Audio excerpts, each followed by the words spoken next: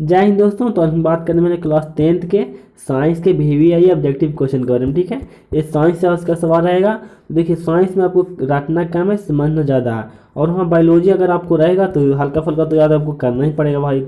Biology का मतलब यही होता है याद करने का। ठीक है, तो चलिए शुरू करते हैं। तो देखिए, और 69 नंबर शुरू से कर रहे हैं। अगर इससे पहले वाला वीडियो देखना चाहते हैं तो आप जाके चैनल पे देख सकते हैं, या तो वीडियो को मतलब कि लिंक भी दिया गया, वहाँ से भी देख सकते हैं। आज का पहला सवाल क्या है कि कैबक में पोषण की कौन सी विधि होती है। ठीक है, बोला कि कौन सी विधि पाई जाती है कैबक में। भाई तो कैबक मृतोपजीवी है, मतलब कि मरे हुए जीवों को खाता है, मृत जीवी है। ठीक है, मृत जीवी है, यानी कि मरे हुए जीवों को खाता है। अब अगला देखिएगा, पोषण का मतलब होता है खाना, यानी कि मतलब कि पोषक तत्व को ग्रहण करने की प्रक्रिया को पोषण बोलते हैं। ठीक है, तो आपका ऑप्शन नंबर ये हो जाएगा। अगला देखिएगा कि समझौत अंक का उदाहरण है। समझौत अंक का मतलब क्या हुआ कि काम अलग अलग हो लेकिन उसका रूप और बनावट एक ही जैसा हो, उसको समझौत अंक बोलेंगे। काम अलग अलग हो लेकिन उसका रूप और बनावट एक जैसा हो, काम अलग अलग हो लेकिन उसका रूप और बनावट एक जैसा हो। तो समझौता अंक का कौन उदाहरण है? तो हमारा हाथ और कुत्ते के अग्रपाद, उसका रूप और बनावट एक जैसा है लेकिन काम अलग अलग है। ठीक है, ये तो ऑप्शन नंबर आपका ये बिल्कुल सही आंसर हो जाएगा।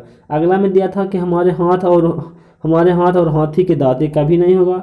और आलू आलू और घास के ऊपरी फुलिस, मतलब कि इसमें नहीं होगा। ठीक है, ऑप्शन नंबर ये हो जाएगा कि हमारा हाथ और कुत्ते के अग्रपाद।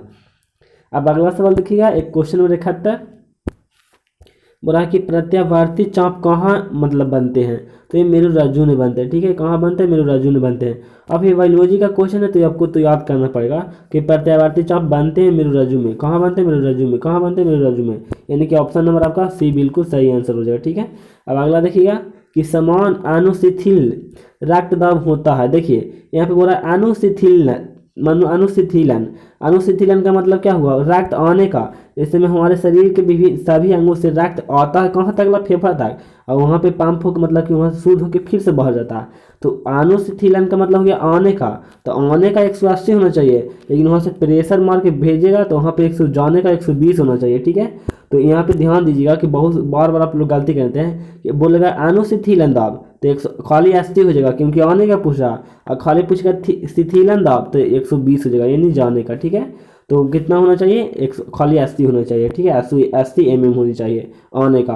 अब बोलेगा बीपी कितना होना चाहिए? बीपी, तो बीपी होना चाहिए एक 80 से 120। इसको आप लोग याद भी किए होंगे कि mm, 80 से 120 mm होना चाहिए, यानी आने का 80 और जाने का 120 होनी चाहिए। ठीक है, अब अगला सवाल देखिएगा कि निम्न में से कौन एक उभयलिंगी जंतु है। निम्नलिखित में से कौन एक उभयलिंगी जंतु है?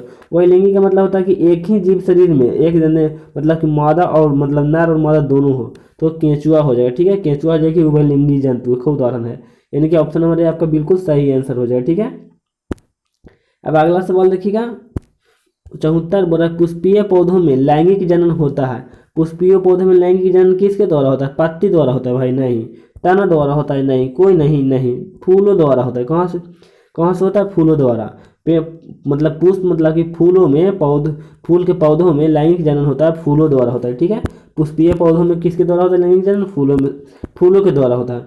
अब अगला सवाल देखिएगा कि निम्न में से कौन एक लिंगी पुष्प है। पुष्प का मतलब फूल है, एक लिंगी पुष्प है। तो पपीता का फूल होता है जो एक लिंगी पुष्प होता है। ठीक है, पपीता का फूल आप लोग देखे हैं क्या? नहीं देखे हैं, देखे भी होंगे। कोई कोई पपीता फुला भी जाता है। ठीक है, कोई कोई तो मतलब कि अंदर से फर के निकलता है, यानी पपीता का फूल है जो कि एक लिंगी फूल का उदाहरण है। ठीक है, एक लिंगी पुष्प है। ऑप्शन नंबर आपका सी सही आंसर होगा। यहाँ पे गुड़ा नहीं मारिएगा, कितना बच्चे ये भी वाला भी मार देते हैं, इसको नहीं मारिएगा। ठीक है, और अगला देखिए कि निम्न में से कौन बौने पौधा को दर्शाता है। बौने पौधा मतलब छोटा पौधा को, तो छोटा पौधा को छोटा डबल टी से दर्शाता है। ठीक है, छोटा डबल टी से दर्शाता है। अब बोलेगा लंबा पौधा यानी बड़ा पौधा, तो बड़ा डबल टी मारिएगा। ठीक है, तो बोल रहा है कि निम्न में से कौन छोटे मतलब कि छोटे बौने पौधा को दर्शाता है, तो छोटा वाला दो टी मारिएगा। ठीक है, अब बोलेगा समान, तो एगो बड़ा टी एगो छोटा टी मारिएगा, समान ऊंचाई वाला पौधा। अब अगला क्वेश्चन देखिएगा 77 बोला कि मेरुरज्जु से निकलता है। मेरुरज्जु से क्या निकलता है? तो मेरुरज्जु से मेंडुला मतलब मेरुरज्जु मेंडुला से निकलता है। ठीक है, मेरुरज्जु निकलता है मेंडुला से, मेंडुला से निकलता है मतलब कि ऑप्शन नंबर आपका डी बिल्कुल सही आंसर हो जाएगा। मतलब बोला कि मेरुरज्जु कहाँ से निकलता है, तो भाई मेंडुला से निकलता है, और कहाँ से निकलेगा। अगला देखिए कि एक कोशिकीय शैवाल में जाल का परिवहन किसके द्वारा होता है। तो देखिए एक कोशिकीय शैवाल में जाल का परिवहन विसरण द्वारा होता है। ठीक है, परासरण नहीं मारिएगा, विसरण मारिएगा, यानी कि ऑप्शन नंबर बी आपका सही आंसर होगा, विसरण द्वारा। शैवाल में या एक कोशिकीय शैवाल में मतलब जाल का परिवहन विसरण द्वारा होता है। ठीक है, अब अगला सवाल देखिएगा, बोला कि मस्तिष्क उत्तरदायी है। उत्तरदायी मतलब कि क्या कर सकता है, तो सोच सकता है, हृदय संपन्न के लिए भी है कि हृदय को मतलब धड़कने में भी मदद करता है। आपको ये पता नहीं चलता होगा कि कैसे करता है, लेकिन करता है। और शारीरिक संतुलन के लिए भी करता है। क्या आपको दिमाग निकाल देता आप खड़ी हो जाएंगे? नहीं। अब छोटा बउआ क्यों नहीं खड़ी हो पाता है?